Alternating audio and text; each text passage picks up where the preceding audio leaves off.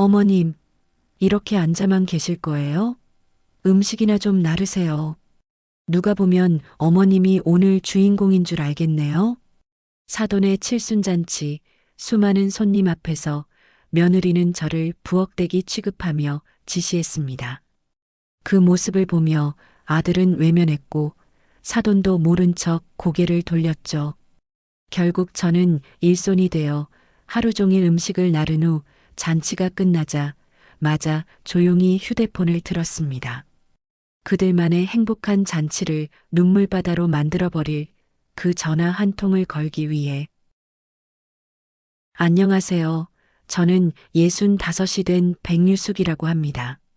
사람들은 저에게 속을 모른다는 말을 많이 했어요. 늘 말없이 행동하며 제 소신을 지켜왔기 때문인데요. 그런 제가 뒷방 늙은이 대우를 받고 나니 그제서야 이제는 목소리를 내야 한다는 생각이 들기 시작하더라고요. 조용히 노후를 살려고 했는데 저의 정체를 드러내게 만들었던 황당하기 짝이 없던 사연 한번 들어봐 주실래요? 그날은 아침부터 부산하게 움직였습니다. 거울 앞에 서서 머리를 단정하게 빗어 넘기고는 장롱 깊숙이 넣어두었던 고운 새 한복을 꺼내 입었죠. 연두색 저고리에 자주색 치마를 입고 매듭 단추를 정성스럽게 채웠습니다. 바로 오늘은 며느리 지연이의 어머니, 그러니까 사돈어른의 칠순 잔치가 있는 날이었거든요. 아들 현준이가 일주일 전부터 단단히 일러두었죠. 엄마, 이번 주말에 장모님 칠순 잔치 있어. 같이 가야지. 그래, 알았어. 옷도 미리 준비해 둘게. 응, 아침 10시쯤 출발할 거야. 준비하고 있어. 알았다. 사실 저는 며느리와 같이 가는 그 자리가 영 마음이 무거웠지만 아들이 저렇게 함께 가자고 하니 차마 거절할 수가 없었어요. 요즘 들어 며느리 지연이의 눈초리가 어쩐지 예전 같지 않았거든요. 아들 현준이가 세수를 마치고 나왔고 뒤이어 지연이 화장을 곱게 하고 거실로 나왔습니다. 지연이 저를 위아래로 삐딱하게 훑어보더니 입을 열었어요. 어머님, 오늘 잔치라고 아주 한껏 차려입으셨네요. 무슨 주인공이라도 되시는 줄 알겠어요. 그 목소리에 묘한 가시가 섞여 있었습니다. 응, 사돈어른 칠순 잔치니까 단정하게 입어야지. 제가 애써 침착하게 대답하자 지연이 보란 듯이 흥 하고 코웃음을 쳤습니다. 네, 좋아 보이네요, 정말. 그게 무슨 뜻인지 알 수 없는 말이었지만 저는 그저 조용히 넘어갔어요. 현준이가 차 키를 들고 현관문을 열었습니다. 자, 출발하자. 늦으면 안 되니까. 차가 출발하고 한참을 달려 경기도로 접어들고 그렇게 1시간쯤 지났을까요? 차가 아주 큰 저택 앞에 멈춰 섰어요. 2층으로 된 넓은 집이었고 마당에는 하얀 천막이 큼지막하게 쳐져 있었습니다. 천막 안쪽으로 사람들이 북적거리는 게 보였어요. 저는 차에서 내려 가방을 챙기고 현준이를 따라 걸었습니다. 대문을 들어서자마자 대청마루와 거실에서 웃음소리가 와르르 터져 나왔습니다. 손님들이 가득 차 있었고 안쪽에는 사돈어른이 아주 화려한 한복을 입고 앉아 계셨죠. 사돈어른이 저를 보더니 고개를 까딱였습니다. 사부인 오셨네요. 어서 오세요. 네, 사돈, 축하드립니다. 건강하게 잘 지내셨죠? 제가 공손히 인사를 하자 사돈어른이 미소를 지어주셨습니다. 그때 지연이가 재빨리 사돈 옆으로 다가가 팔을 척 잡았습니다. 엄마, 오늘 정말 예쁘다. 그치, 현준 씨? 응, 그러네. 장모님 오늘 정말 예쁘고 젊어 보이세요. 현준이가 환하게 웃으며 말했고 저는 그저 옆에 서서 어색하게 미소만 짓고 있었습니다. 바로 그때였어요. 지연이 갑자기 저를 획 돌아보며 입을 열었습니다. 어머님, 오늘 손님이 이렇게나 많은데 부엌 쪽 가서 좀 도와주실래요? 귓가에 쟁쟁한 소리가 울렸습니다. 주변에 있던 친척들과 손님들의 시선이 일제히 저에게 쏠렸죠. 지연이 팔짱을 낀 채 저를 손가락으로 툭 가리키며 다시 한번 큰 소리로 말했습니다. 어머니가 부엌 일 좀 도와주시면 정말 좋을 것 같은데요. 보시다시피 오늘 사람이 너무 많아서요. 그 목소리가 거실 전체에 쩌렁쩌렁 울려 퍼졌어요. 저는 순식간에 얼굴이 불타는 듯 화끈거렸습니다. 손님 중 한 명이 푹 하고 웃음을 터뜨렸고 다른 사람들도 노골적으로 수군거리기 시작했어요. 현준이가 멀뚱히 저를 바라보다가 이내 제 시선을 피하며 고개를 돌렸습니다. 현준 씨, 당신은 뭐해? 고모님들 기다리시잖아. 빨리 가서 인사드려야지. 지연이 현준이의 팔을 잡아 끌며 재촉했어요. 현준이가 저를 한번 힐끗 쳐다보고는 끌려가듯 지연이를 따라 대청마루 쪽으로 쌩하니 걸어갔습니다. 사돈어른은 아예 고개를 돌려 다른 손님과 이야기를 나누기 시작했고요. 저는 그 넓은 거실 한복판에 그야말로 혼자 남겨졌습니다. 지연이의 친정 식구들이 모여 있는 곳에서 큰 웃음소리가 터져나왔어요. 저는 고개를 푹 숙인 채 부엌 쪽으로 걸어갔습니다. 가슴속이 돌덩이로 막힌 듯 답답하고 목구멍이 꽉 막혔습니다. 부엌에는 일하는 아줌마들이 분주하게 음식을 준비하고 있었습니다. 한 아줌마가 저를 퉁명스럽게 쳐다보며 물었어요. 누구세요? 저 신랑 쪽 어머니인데요. 뭐 도울 일이라도 있을까 해서요. 아, 그러세요? 그럼 저기 쌓여있는 접시 좀 날라주시면 되겠네요. 아줌마가 턱짓으로 무심하게 말하며 접시 더미를 가리켰습니다. 저는 말없이 앞치마를 찾아 두르고 무거운 접시를 들어 거실로 나갔어요. 손님들이 웅성거리며 음식을 먹고 있었고 저는 빈자리에 조용히 접시를 내려놓았습니다. 저 멀리서 지연이가 대청마루에서 손님들과 깔깔거리며 웃고 떠드는 모습이 보였습니다. 지연이의 오빠로 보이는 남자가 목청을 돋우며 말했습니다. 역시 우리 지연이가 효녀야, 효녀. 엄마 칠순 잔치 준비하느라 얼마나 고생했는데. 어머, 정말 대단해. 저런 효녀를 며느리로 삼은 사람은 복받았네. 다른 친척이 시끄럽게 맞장구를 쳤죠. 저는 묵묵히 접시를 들고 그 옆을 지나갔습니다. 그 많은 사람 중에 그 누구도 저를 쳐다보지 않았어요. 부엌으로 돌아와 이번에는 산더미 같은 설거지를 도왔습니다. 뜨거운 물에 손이 벌겋게 되었지만 저는 멈추지 않고 계속 그릇을 닦았어요.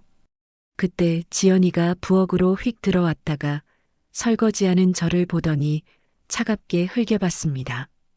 그리고는 말 한마디 없이 냉수만 한 잔 들이켜고는 다시 쌩하니 나갔어요. 시간이 흘러 잔치가 거의 끝나갈 무렵이었습니다. 저는 부엌 한쪽에서 마지막 설거지를 마무리하고 있었죠. 그때 젊은 남자 하나가 부엌 쪽으로 고개를 쑥 들이밀었습니다. 바로 지연이의 남동생 김태경이었어요.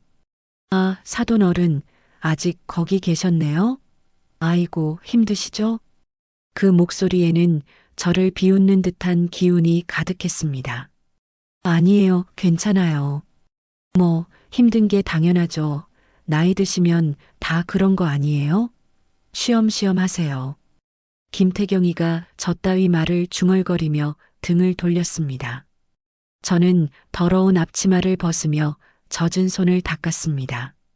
집으로 돌아가는 차 안은 그야말로 얼음장처럼 차가웠습니다. 저는 뒷좌석에 앉아 캄캄한 창밖만 바라봤어요. 현준이가 묵묵히 운전대를 잡고 있었고 지연은 조수석에서 뭐가 그리 재밌는지 스마트폰을 보며 낄낄대고 있었습니다. 저는 도저히 참을 수가 없어서 먼저 입을 열었어요. 현준아, 오늘 엄마가 잔치에 가서 왜 부엌에서 일만 해야 했니? 현준이가 백미러로 저를 힐끗 쳐다봤습니다. 엄마, 또 왜 그래? 손님 많으니까 좀 도와주면 좋지. 뭐가 그렇게 문제야? 손님으로 초대받아 갔는데 손님들 앞에서 대놓고 일이나 하라고 하고 그게 말이 된다고 생각해?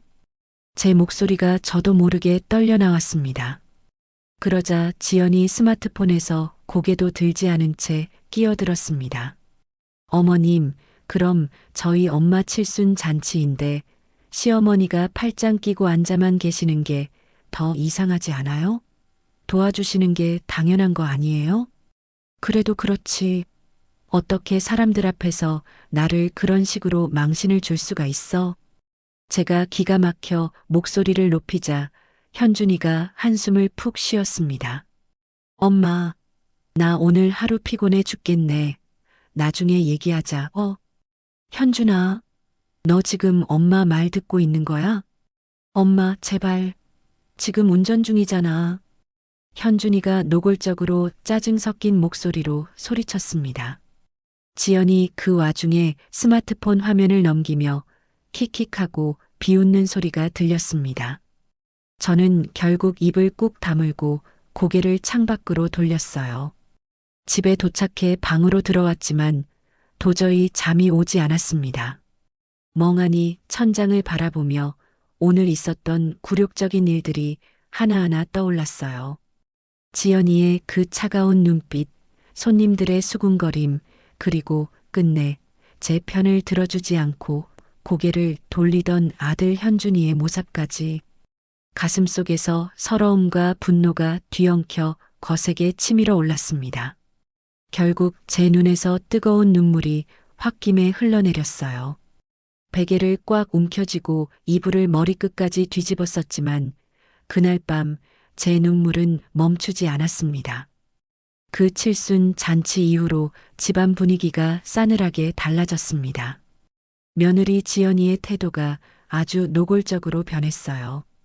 예전에는 그래도 겉으로라도 예의를 지키는 척은 했는데 이제는 아예 저를 없는 사람 취급했습니다. 어느 날 아침 저는 식탁에 앉아 수저를 찾았어요. 아들 현준이와 지연 앞에는 수저가 나란히 놓여 있었는데 어쩐지 제자리만 휑하니 비어 있었습니다. 저는 결국 주방으로 가서 수저통을 열었죠. 지연아, 내 수저는? 지연이 보란 듯이 김치를 젓가락으로 집어먹으며 대답했습니다. 아, 어머님 것이요? 아이고, 깜빡했네요. 직접 갖다 드세요. 그 목소리에 미안함이라고는 정말 눈곱만큼도 없었어요. 저는 씁쓸하게 수저를 꺼내 자리에 앉았습니다. 현준이가 밥을 먹으며 물었어요. 지연아, 오늘 저녁에 처형네 집 간다며? 응, 우리 조카 돌잔치 준비 도와주러 가야 돼. 그래, 그럼 나도 같이 갈까? 아니, 당신은 회사 일 바쁘잖아. 나 혼자 얼른 다녀올게. 지연이 그제야 환하게 웃으며 현준이를 챙겼습니다. 저는 숟가락을 들며 조심스럽게 끼어들었어요. 조카 돌잔치면 나도 같이 가야 하는 거 아니야? 지연이 씹던 숟가락을 잠시 멈추더니 저를 빤히 보며 말했습니다.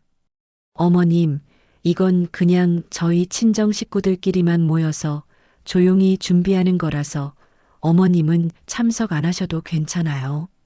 그래도 사돈 집안의 큰일인데 선물이라도. 아유, 신경 안 쓰셔도 된다니까요.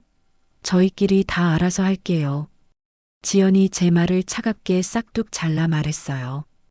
현준이가 국을 떠먹으며 고개를 끄덕였습니다. 엄마, 지연이가 알아서 하겠다고 하잖아. 그냥 적당히 알았다고 하면 안 돼? 저는 그만 말문이 턱 막혔습니다. 아무 말도 하지 못하고 그저 차가운 밥만 내려다보며 씹었어요. 며칠 뒤 저는 거실에서 텔레비전을 보고 있었습니다. 지연이 전화를 받으며 시끄럽다는 듯 베란다로 휙 나갔어요. 유리문 너머로 목소리가 조금씩 새어나왔습니다. 응, 맞아. 아, 요즘 진짜 너무 답답해서 미치겠어. 저는 저도 모르게 귀를 기울였어요. 아니, 우리 시어머니 있잖아. 완전 구닥다리야. 아무것도 모르면서 이것저것 간섭하려고만 들고. 가슴이 그야말로 철렁 내려앉았습니다. 지연이 목소리를 낮추지 않고 계속 말했어요. 솔직히 말해서 어디 요양원에라도 확 보내고 싶은데 현준이가 그걸 절대 안 된다고 하니까 아우 진짜 스트레스야. 저는 순간 숨을 멈췄습니다. 손이 부들부들 떨려왔어요. 아니 그냥 집에서 조용히만 있으면 누가 뭐래. 자꾸 이것저것 물어보고 사사건건 참견하잖아. 아는 것도 없으면서. 저는 더 이상 듣고 있을 수 없어 조용히 자리에서 일어나 제 방으로 들어갔어요. 문을 닫고 침대 가장자리에 힘없이 걸터 앉으니 눈에서 뜨거운 것이 주르륵 흘러내렸습니다. 저녁 때 아들 현준이가 퇴근했습니다. 저는 비틀거리며 방에서 나와 현준이를 불러 세웠어요. 현준아, 엄마가 할 말 있어. 엄마, 무슨 일이야? 왜 그렇게 안색이 안 좋아? 오늘 낮에 지연이가. 바로 그때 현관문이 열리고 지연이 장을 봐서 들어왔습니다. 지연이는 저와 현준이를 보더니 환하게 웃으며 현준이에게 다가갔어요. 어머, 여보. 왔어? 아이고, 피곤하지? 얼른 씻고 나와. 지연이 현준이의 팔을 잡아 끌며 안방으로 쏙 들어갔습니다. 저는 그 다정한 뒷모습을 바라보며 하려던 말을 그만 삼키고 입을 다물었어요. 조금 뒤 두 사람이 나란히 외출복을 입고 나왔습니다. 엄마, 우리 잠깐 나갔다 올게. 지연이네 오빠 만나기로 했어. 지금 저녁도 안 먹고 어딜 가? 응, 밖에서 먹을 거야. 지연이가 반찬해서 냉장고에 넣어두었다니까 그거 챙겨서 저녁 드세요. 현준이가 가방을 매며 무심하게 말했어요. 지연이가 현준이의 팔에 착 기대며 현관문을 열었습니다. 저는 그 텅 빈 거실에 또다시 혼자 남았습니다. 밤이 아주 늦어서야 두 사람이 돌아왔습니다. 저는 캄캄한 거실 소파에 꼿꼿이 앉아 기다리고 있었어요. 현준아, 앉아봐. 엄마한테 할 말이 있어. 현준이가 신발을 벗으며 피곤한 듯 대답했습니다. 엄마, 이 시간에 무슨 일인데 그래? 오늘 낮에 지연이가 엄마한테. 그때 지연이 현준이 옆으로 바짝 붙어서며 제 말을 가로챘습니다. 여보, 사실 오늘 어머님이 계속 나한테 뭐라고 하셨어.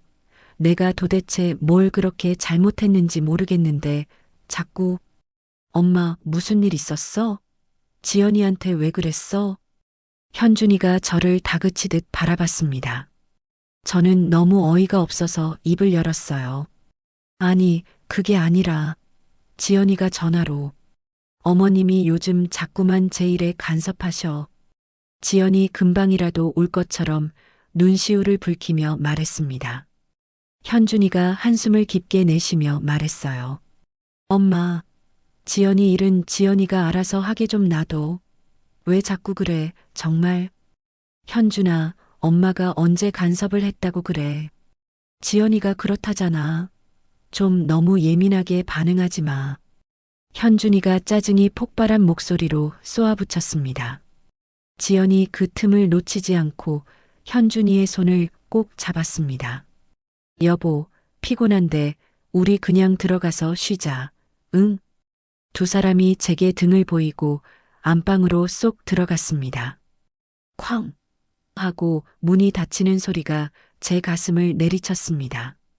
저는 소파에 그만 주저앉고 말았습니다. 제 하나뿐인 아들마저 저를 완전히 외면한 것이었습니다.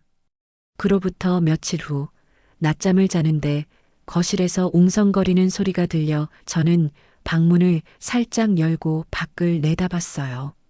지연이의 친정 식구들이 소파에 빙 둘러 앉아 있었습니다. 지연이의 오빠 김태식이 커다란 서류를 펼쳐놓고 한창 설명하고 있었어요. 이번 프로젝트는 아주 그냥 완전 대박이야. 경기도 파주에 상업용 부지 개발하는 건데 정보가 확실하다고. 지연이 눈을 빛내며 고개를 끄덕이고 물었습니다. 오빠, 그래서 투자금은 얼마나 필요한데? 일단 5억 정도면 시작할 수 있어. 내가 장담하는데 1년 안에 2배는 좋게 벌 수 있어. 김태식이 아주 자신 있게 말했습니다. 안사돈도 차를 마시며 끼어들었어요. 지연아, 그럼 현준이 명의로 하면 되겠네? 응, 엄마 안 그래도 현준 씨 이름으로 계약서 바로 쓸게. 저는 그 말을 듣고 깜짝 놀랐습니다. 아니, 5억이라니. 현준이가 이렇게 큰일을 알고 있기나 한 걸까요? 저는 더 이상 참지 못하고 방에서 나와 거실로 걸어갔습니다. 지연아, 지금 다들 모여서 무슨 얘기하는 거니? 김태식이 저를 힐끗 쳐다보며 재빨리 서류를 덮었습니다. 지연이 벌떡 일어서며 제 앞을 가로막듯 말했어요. 어머님, 저희 친정 식구들끼리 모여서 중요한 이야기하는 중이에요. 방금 현준이 이름으로 투자한다고 했잖아. 5억이라니 현준이는 아는 얘기야? 제가 다급하게 물었습니다. 지연이 어이없다는 듯이 웃으며 대답했어요. 당연히 알고 있죠. 저희 부부가 알아서 하니까 어머님은 이런 거 신경 안 쓰셔도 돼요. 아무리 그래도 엄마한테 말 한마디는 해야지. 그게 무슨... 어머님, 제발 저희 가족 일에 너무 끼어들지 마세요. 저희가 다 알아서 할게요. 지연이 얼음장처럼 차갑게 말하며 저를 거실 밖으로 슬쩍 밀어냈습니다. 김태식과 지연이의 어머니가 저를 보며 수군거리며 웃는 소리가 들렸어요. 저는 모욕감에 떨며 방으로 돌아와 문을 닫았습니다. 그날 저녁에 퇴근하는 현준이를 붙잡고 제가 물어봤어요. 현준아, 너 혹시 지연이 오빠가 한다는 그 부동산 투자 얘기 들었어? 응, 지연이가 얘기했어. 들어보니까 아주 괜찮은 것 같던데. 네 이름으로 계약한다고 하더라. 5억이나 되는 것도 알고 있어? 응, 지연이가 알아서 잘 처리하고 있어. 엄마는 그런 거 걱정하지 마. 현준이가 정말 대수롭지 않게 말했습니다. 하지만 저는 불안한 마음을 도저히 감출 수가 없었어요. 현준아, 아무리 그래도 그렇지. 계약서는 네가 직접 꼼꼼히 확인해 봐야지. 엄마, 지연이가 나보다 똑똑해. 알아서 다 하니까 제발 좀 신경 끄고 가만히 있어. 현준이가 버럭 짜증을 내며 안방으로 들어가 버렸습니다. 그 뒤로 지연이는 더욱더 자주 외출했습니다. 값비싼 가방을 들고 아침 일찍 나가는 횟수가 눈에 띄게 늘어났습니다. 그러던 어느 날 밤 제가 화장실에 가려고 복도로 조용히 나왔어요. 그런데 늦은 시간인데도 서재에 불이 켜져 있었습니다. 저는 이상한 생각에 살짝 문틈으로 안을 들여다봤어요. 지연이가 책상에 앉아 두꺼운 서류에 뭔가를 열심히 적고 있었습니다. 그리고 그 옆에는 현준이의 인감 도장이 버젓이 놓여 있었어요. 지연이가 서류 맨 마지막 장에 망설임 없이 도장을 쿵 하고 찍더니 그것을 봉투에 넣었습니다. 저는 숨을 죽이고 그 모든 것을 똑똑히 바라봤어요. 온몸에 소름이 돋으며 섬뜩한 예감이 들었습니다. 지금 뭔가 크게 잘못되고 있었습니다. 하지만 저에게는 아무런 증거가 없었어요. 저는 그저 조용히 제 방으로 돌아와 떨리는 가슴을 쓸어내릴 수밖에 없었습니다. 그러던 어느 날 오후 빨래를 개고 있는데 뜬금없이 초인종이 울렸습니다. 현관문을 열자 웬 낯선 남자가 서 있었습니다. 검은색 정장을 말끔하게 입고 서류 가방을 든 한 40대 중반쯤 되어 보이는 사람이었어요. 안녕하세요.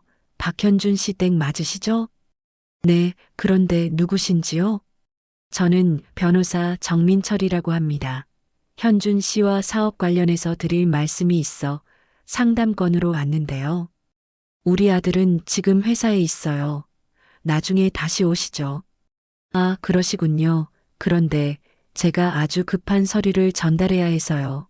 혹시 집에 좀 두고 가도 될까요? 정민철이 서류 가방을 들어 보이며 간곡하게 말했습니다. 대체 무슨 서류인데요? 그렇게 급하다는 게 사업 계약과 관련된 아주 중요한 서류입니다. 현준 씨께서 반드시 직접 확인하셔야 하는 내용이거든요. 남자가 한 발짝 저에게 더 다가섰어요. 저는 순간 뭔가 이상한 느낌이 강하게 들었습니다. 일단 밖에서 기다리세요. 제가 아들한테 먼저 전화를 해볼게요. 바로 그때 등 뒤에서 지연이의 목소리가 날카롭게 들렸어요. 어머님, 누가 왔어요? 지연이가 현관 쪽으로 걸어왔습니다. 그리고 문 앞에 선 정민철을 본 순간 지연이의 얼굴이 새하얗게 질려버렸어요. 정 변호사님? 변호사님이 여기는 어쩐 일로? 지연이가 당황해서 말을 심하게 더듬었습니다. 정민철이 지연이를 알아보며 침착하게 말했어요. 급히 전달드릴 서류가 있어서 왔습니다. 아니에요. 지금은 안 돼요. 제가 나중에 사무실로 찾아갈게요. 네. 제발. 지연이가 정민철의 팔을 다급하게 잡았습니다. 어머님, 제가 이분하고 알아서 처리할게요. 어서 방에 들어가 계세요. 지연이가 저를 안으로 거칠게 밀어내듯 말하며 정민철을 밖으로 끌어냈어요. 현관문 밖에서 두 사람의 목소리가 웅성거리며 들렸습니다. 지연 씨, 이거는 정말 사안이 심각합니다. 남편인 박현준 씨가 직접 아셔야. 아니라고요. 제가 다 알아서 할게요. 이따 사무실에서 만나요, 제발.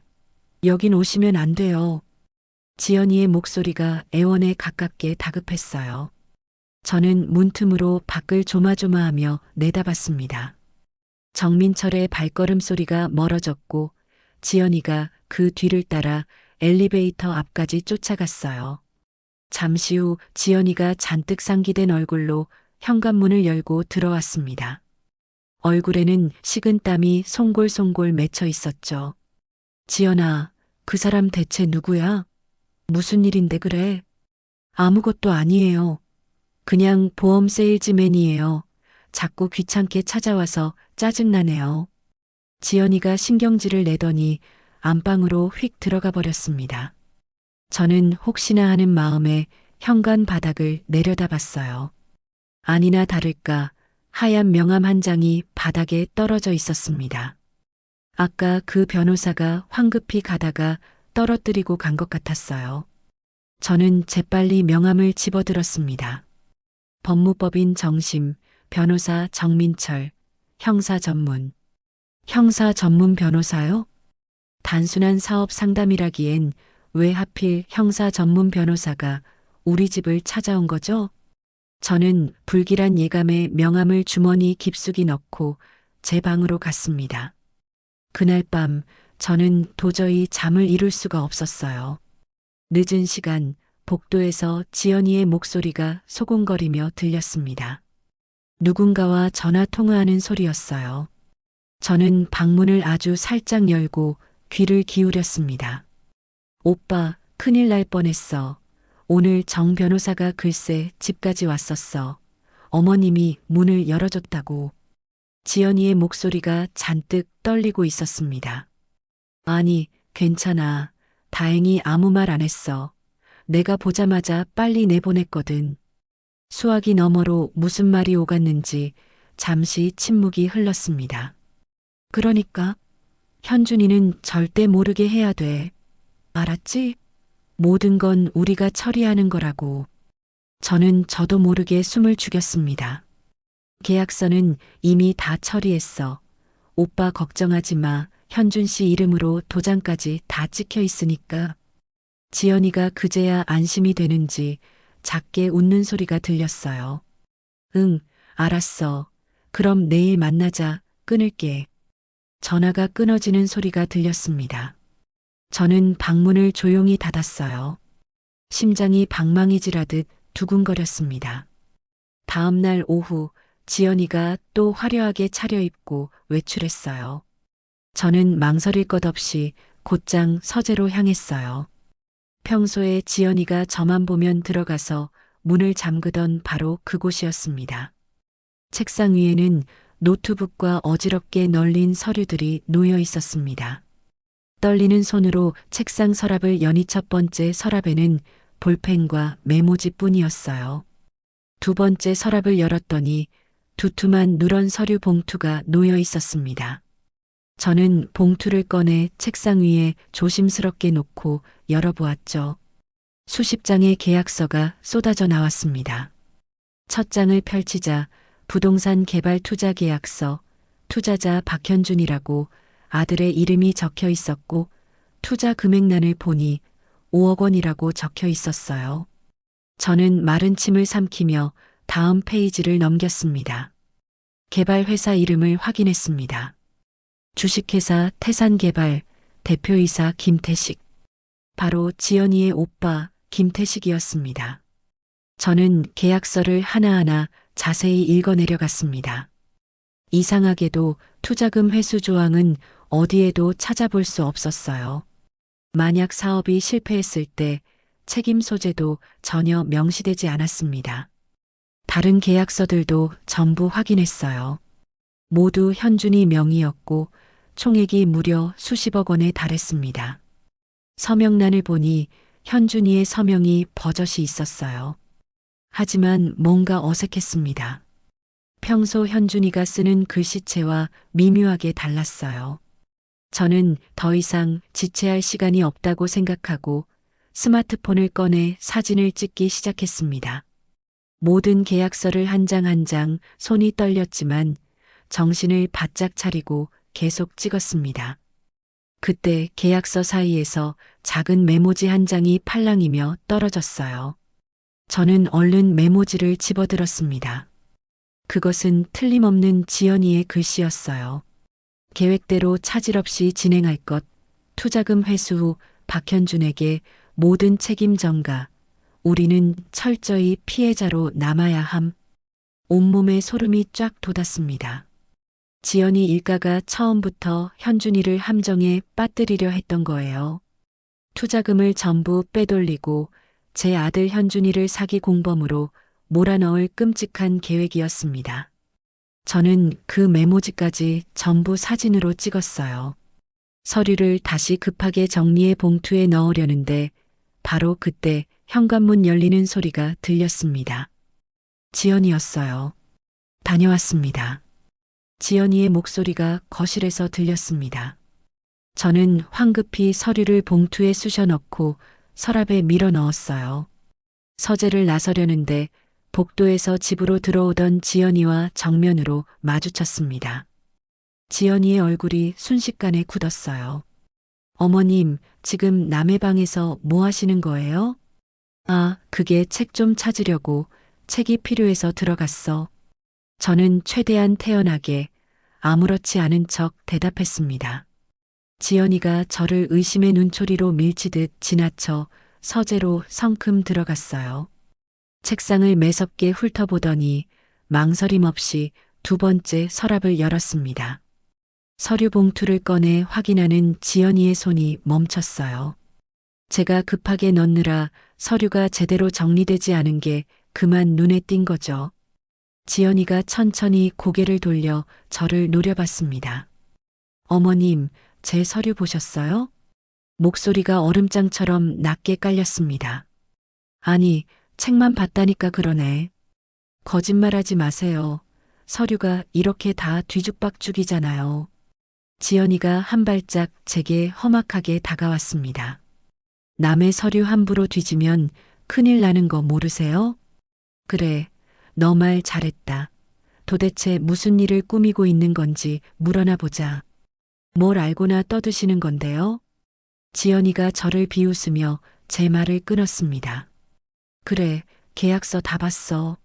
네가 우리 현준이를 함정에 빠뜨리려고 하는 거. 그래서요?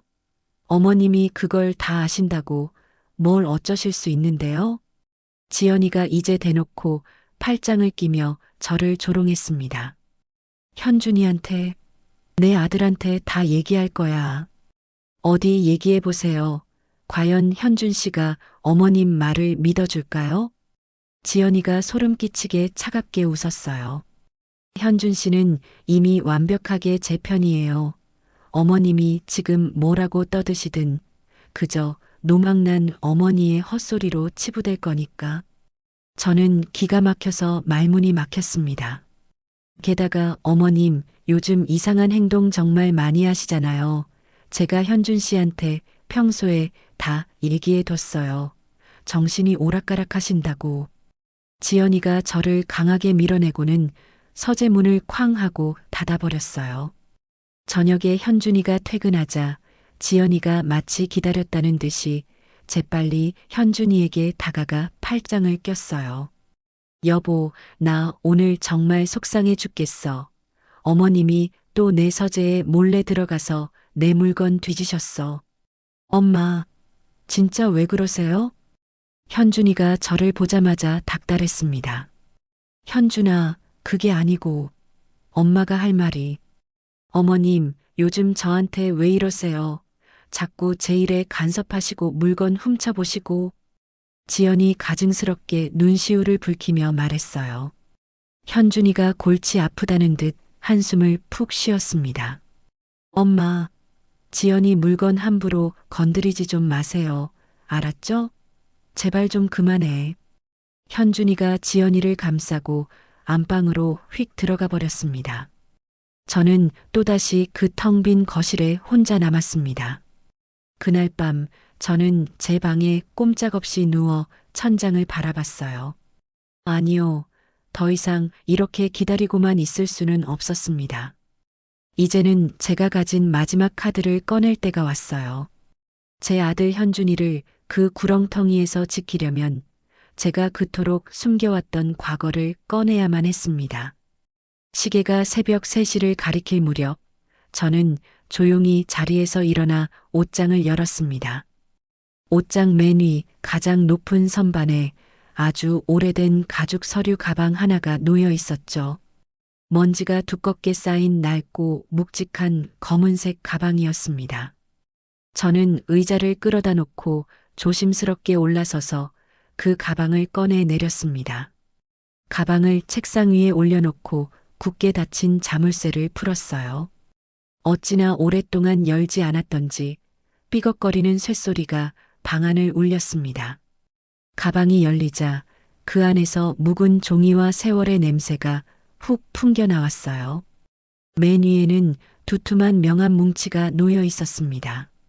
저는 그중 명함 한 장을 천천히 집어들었습니다. 그 위에는 유성물류 회장, 백유숙이라고 또렷이 적혀 있었죠. 바로 제 옛 명함이었습니다. 20년 전 저는 백유숙이라는 이름으로 거대한 물류회사를 직접 운영했었습니다.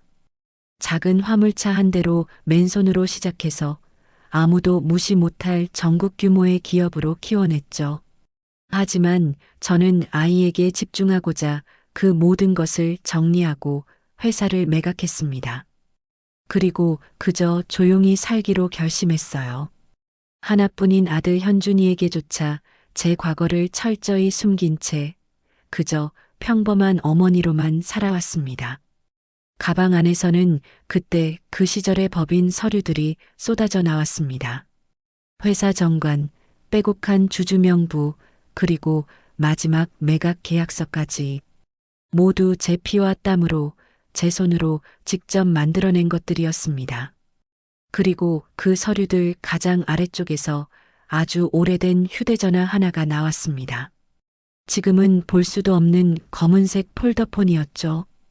저는 전화기를 꺼내 들어 먼지를 닦아내고 서랍을 뒤져 겨우 오래된 충전기를 찾아 연결했습니다.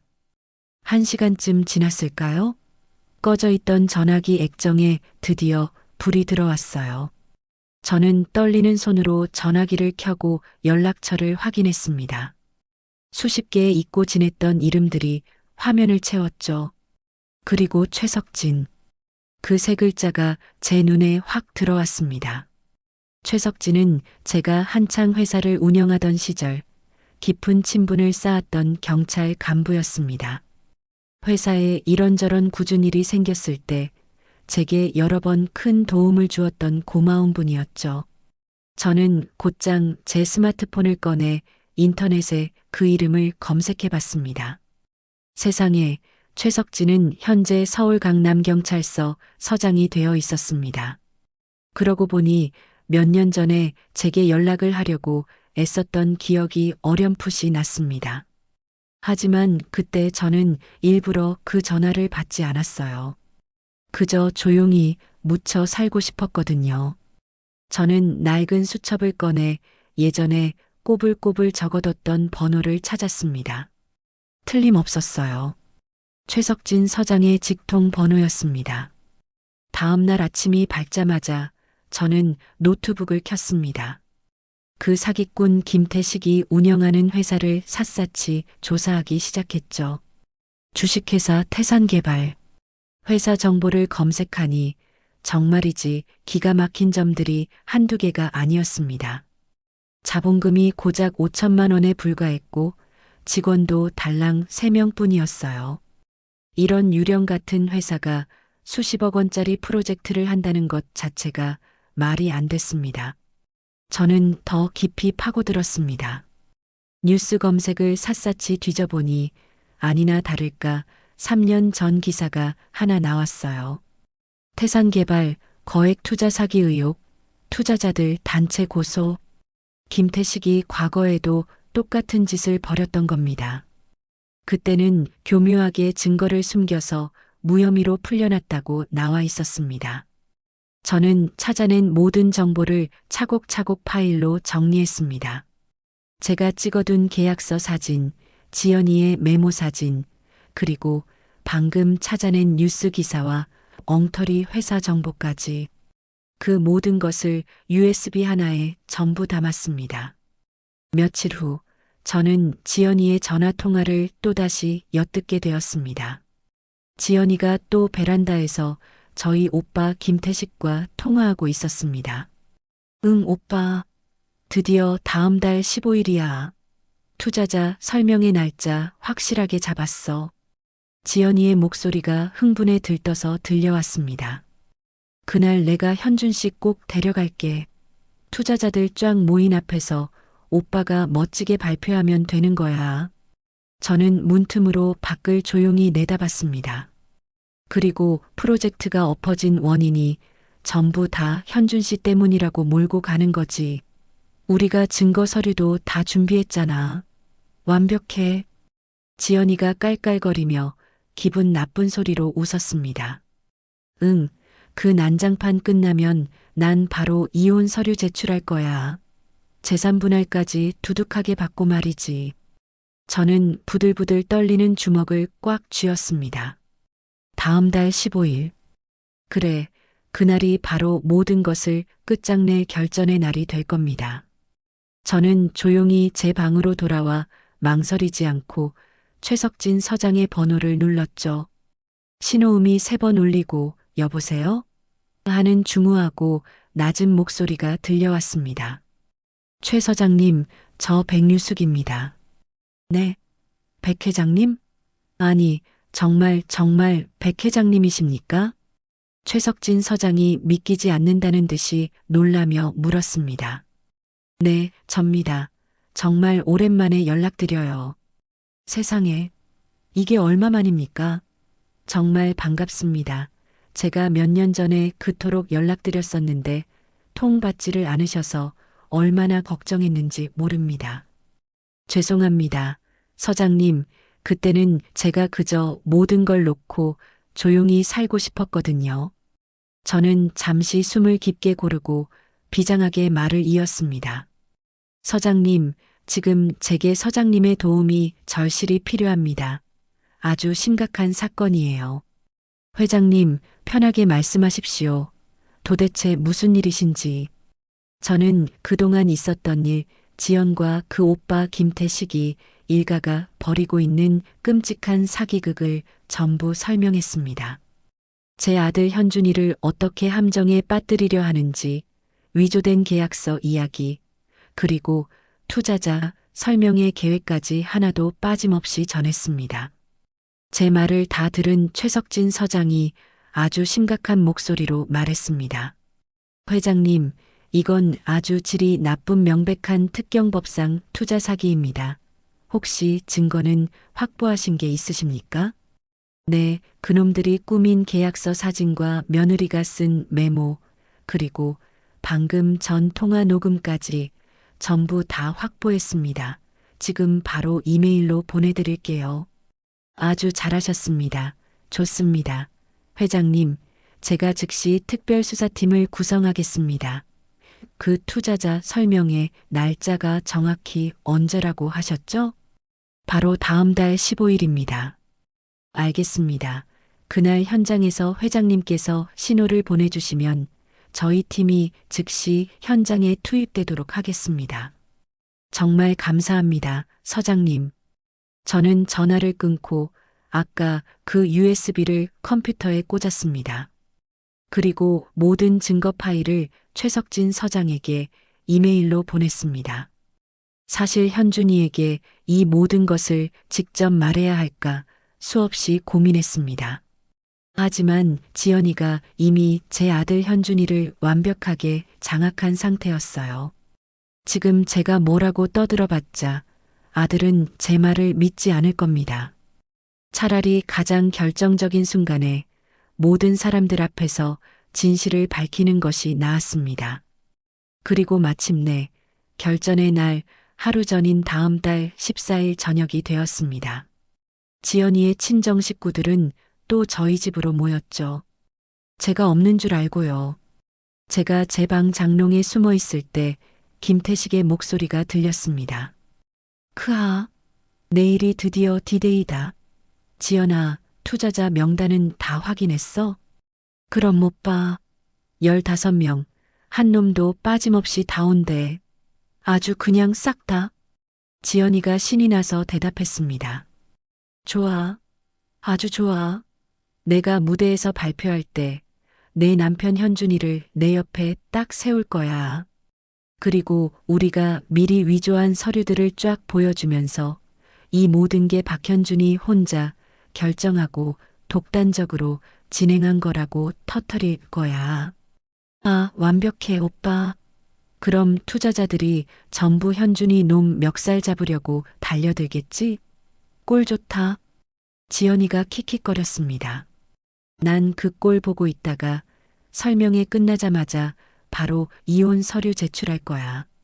듣고 있던 지연이의 어머니 사돈이 끼어들었습니다. 지연아, 재산 분할도 한 푼도 놓치지 말고 철저하게 다 받아내야 한다. 내가 변호사한테 다 이야기해놨어. 아, 걱정 마, 엄마. 다 우리 계획대로 되고 있다니까. 저는 차가운 벽에 등을 기댔습니다. 그래, 내일이면 이 모든 지옥 같은 시간이 끝이 납니다. 밤이 늦어 현준이가 피곤한 얼굴로 귀가했습니다. 지연이가 기다렸다는 듯이 붉은 포도주가 담긴 잔을 건넸습니다. 어머 여보, 오늘 고생 많았어. 자, 이거 한 잔해. 고마워. 안 그래도 요즘 일이 좀 많아서 그런가 유난히 피곤하네.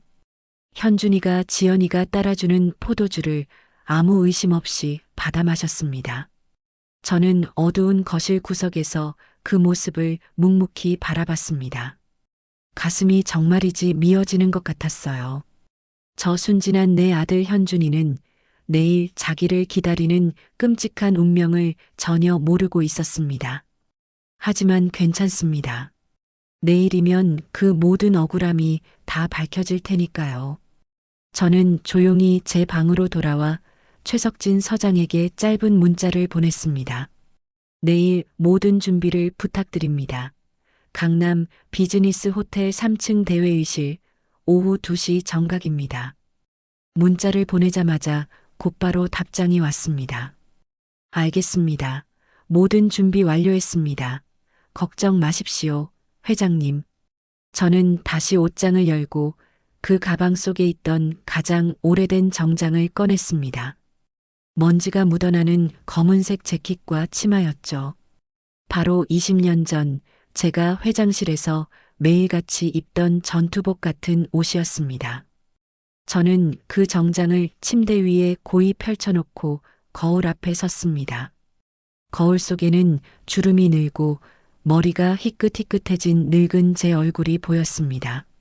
하지만 그 눈빛만큼은 20년 전 그때와 조금도 다르지 않았어요. 그 누구도 꺾을 수 없었던 유성물류 백류숙 회장의 서늘한 눈빛이었습니다. 저는 거울 속 제 자신을 보며 나지막이 중얼거렸습니다.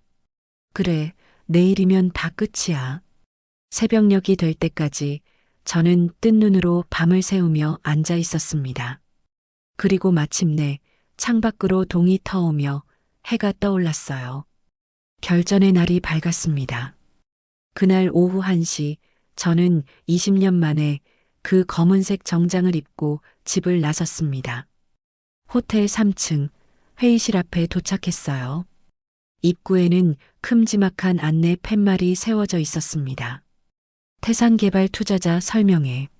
저는 문을 조용히 열고 안으로 들어갔습니다. 이미 수십 명의 사람들이 자리에 빼곡하게 앉아 있었습니다. 전부 투자자들과 관계자들인 듯 보였죠. 회의실 맨 앞쪽에는 대형 스크린과 단상이 번듯하게 준비되어 있었어요. 김태식이 단상 옆에서 서류를 정리하며 콧노래를 흥얼거리고 있었습니다. 지연이는 맨 첫 줄에 앉아서 뭐가 그리 좋은지 투자자들에게 가식적인 미소를 짓고 있었어요. 저는 가장 뒤쪽 아무도 주목하지 않는 구석자리에 조용히 앉았습니다. 다행히 아무도 저를 알아보지 못했어요. 제 아들 현준이가 바로 그 지연이 옆자리에 앉아 있었습니다. 현준이는 어딘가 모르게 초조하고 불안한 표정이었어요.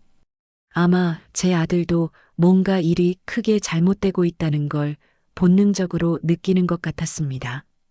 정확히 2시 정각이 되자 김태식이 단상 위로 뻔뻔하게 올라섰습니다. 안녕하십니까, 여러분. 태산개발 대표 김태식입니다. 아, 오늘 이렇게 바쁘신 와중에도 귀한 걸음 해주셔서 정말 감사합니다. 김태식이 아주 환하게 웃으며 90도로 인사를 했습니다. 오늘은 여러분이 그토록 궁금해하시던 저희 파주 개발 프로젝트의 진행 상황을 속 시원하게 보고 드리려고 합니다. 스크린에 그럴듯한 프로젝트 개요가 떴어요. 김태식이 리모컨을 누르며 설명을 술술 이어갔습니다. 보시다시피 이 프로젝트는 총 투자금 30억 원 규모입니다. 현재까지 여기 계신 여러분께서 투자해 주신 금액이 총 25억 원이고요. 그때 투자자 중 한 명이 다급하게 손을 들었습니다. 아니, 그래서 대표님, 지금 사업은 잘 진행이 되고 있는 겁니까? 아닙니까? 아, 그것이 참으로 말씀드리기 어렵습니다만. 김태식이 갑자기 비장한 표정을 지으며 말꼬리를 흐렸습니다. 정말 안타깝게도 저희 프로젝트에 아주 심각한 문제가 발생했습니다. 그 말에 회의실이 순식간에 술렁거리기 시작했어요. 뭐라고요? 아니, 그게 무슨 말입니까? 똑바로 말해요. 다른 투자자가 벌떡 일어서며 물었습니다. 그래서 오늘 이 프로젝트의 실질적인 투자 결정권자였던 분을 이 자리에 직접 모시겠습니다. 박현준 씨, 지금 바로 앞으로 나와 주시겠습니까? 김태식이 제 아들 현준이를 손가락으로 콕 가리켰습니다. 현준이가 너무나 당황한 표정으로 어쩔 줄 모르고 일어섰어요. 저요? 어허, 어서 나오세요. 투자자분들이 기다리십니다. 김태식이 비아냥거리듯 손짓했습니다. 현준이가 영문을 모르겠다는 어리둥절한 얼굴로 홀린 듯이 단상 위로 올라갔어요. 여러분, 바로 이분이 박현준 씨입니다. 이 어마어마한 프로젝트의 모든 투자 결정을 독단적으로 내린 분이죠. 김태식이 스크린에 서류 한 장을 휙 띄웠습니다. 현준이의 이름이 적힌 가짜 계약서였어요. 바로 이 박현준 씨가 무리하게 투자 결정을 내린 그 결과 우리 프로젝트가 지금 실패 위기에 처했습니다. 뭐라고요? 이게 지금 무슨 개뼈다귀 같은 소리예요. 투자자 한 명이 의자를 박차고 일어나며 소리쳤습니다. 아닙니다. 저는 그런 결정을 내린 적이. 현준이가 변명하려 했지만 김태식이 더 큰 소리로 그 말을 막았습니다. 여기 모든 증거가 있습니다. 박현준 씨의 서명이 똑똑히 들어간 투자 결정서입니다.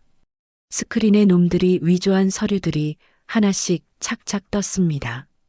저는 그 순간 주머니에서 조용히 휴대전화를 꺼냈습니다. 그리고 최석진 서장에게 약속했던 문자 메시지를 보냈어요. 지금입니다.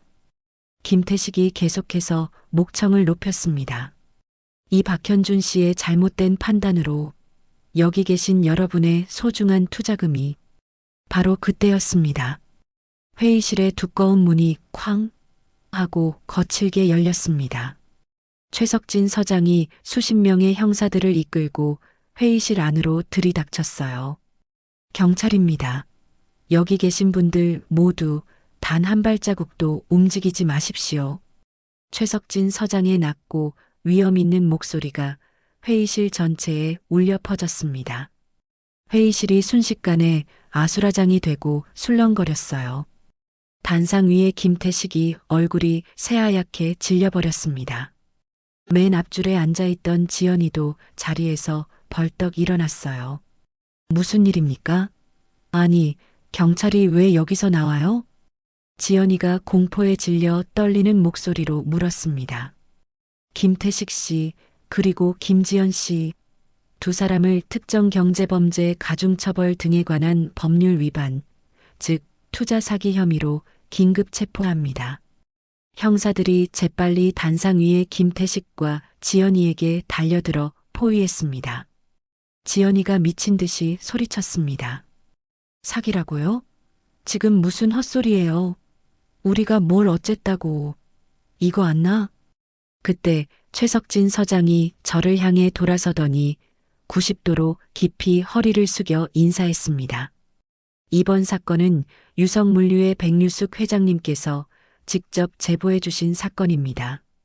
회의장에 있던 모든 사람들의 시선이 일제히 저에게로 쏠렸습니다. 저는 그제야 자리에서 일어나 구두굽 소리를 내며 천천히 앞으로 걸어 나갔습니다. 지연이가 저를 보더니 귀신이라도 본 듯 입을 떡 벌렸어요. 어머님?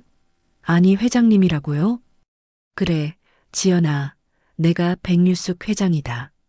저는 흔들림 없이 침착하게 말했습니다. 이게 대체 무슨... 김태식이 수갑을 찬 채로 믿기지 않는다는 듯 중얼거렸어요. 저는 가방에서 그 USB를 꺼내 최석진 서장에게 건넸습니다. 여기 모든 증거가 있습니다. 저들이 위조한 계약서 원본과 메모, 그리고 통화 녹음 파일까지 전부요. 최석진 서장이 USB를 받아 즉시 노트북에 연결했습니다. 대형 스크린에는 놈들의 발표 자료가 사라지고 제가 찍어둔 서류 사진들이 똑똑히 떴습니다. 여러분, 지금 화면에 보시는 바와 같이 피의자 김태식과 김지연 일가는 처음부터 거액의 투자 사기를 치밀하게 계획했습니다. 최석진 서장이 증거를 하나씩 짚어가며 설명했어요. 이들은 피해자 박현준 씨를 교묘하게 함정에 빠뜨려 모든 책임을 박현준 씨에게 뒤집어 씌우려 했습니다. 투자금을 전부 빼돌린 후 박현준 씨를 사기 주범으로 몰아넣을 끔찍한 계획이었죠. 그제야 모든 사실을 알게 된 투자자들이 분노에 차서 일어섰습니다. 뭐야? 이런 천하의 사기꾼 놈들. 당장 우리 돈 돌려내. 이 나쁜 놈들아. 김태식이 끝까지 발악하며 변명을 늘어놓았습니다. 아닙니다. 여러분, 오해입니다. 저희는 그런 적이... 증거가 이토록 명백합니다. 당장 수갑을 채우십시오. 최석진 서장이 단호하게 지시했습니다. 형사들이 김태식과 지연이의 손목에 차가운 수갑을 채웠습니다. 지연이가 저를 도끼 어린 눈으로 쳐다보며 악을 썼습니다. 어머님, 당신이 감히 어떻게 나한테 이럴 수 있어요? 나한테 이럴 수 있냐고. 네가 먼저 내 아들 현준이를 배신했잖아. 저는 얼음장처럼 차가운 눈으로 지연이를 내려다봤습니다. 나는 현준 씨를 사랑했어요. 사랑? 시끄러운 거짓말하지 마. 네가 결혼 전부터 이 모든 걸 계획한 거 내가 다 알아. 지연이가 그제야 모든 것을 포기한 듯 고개를 푹 떨구었습니다. 형사들이 김태식과 지연이를 질질 끌고 나갔어요.